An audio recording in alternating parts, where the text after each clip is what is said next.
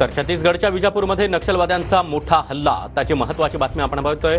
नक्षलवाद्यांनी केलेल्या आयईडी स्फोटामध्ये 7 जवान शहीद झाले तर 8 जण गंभीर जखमी असल्याचं कळतंय। नक्षलवाद्यांच्या हल्ल्यामध्ये 7 जवान शहीद झाले आहेत। छत्तीसगडमध्ये नक्षलवाद्यांनी हा मोठा हल्ला केला। विजापूरमध्ये नक्षलवाद्यांनी आयईडी ब्लास्ट घडवून आणला।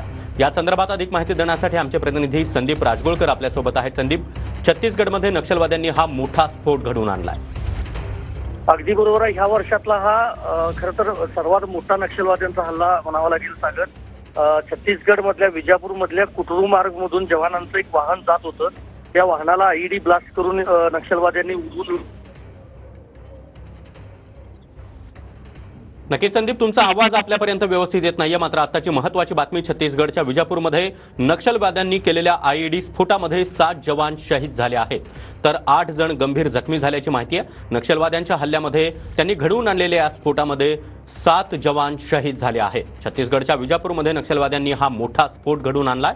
आयईडी स्फोटामध्ये 7 जवान शहीद झाले आहेत तर 8 जण गंभीर जखमी झालेत। पुन्हा एकदा जाणार आहोत संदीप यांच्याकडे। संदीप, 7 जवान शहीद झाल्याची माहिती मिळते।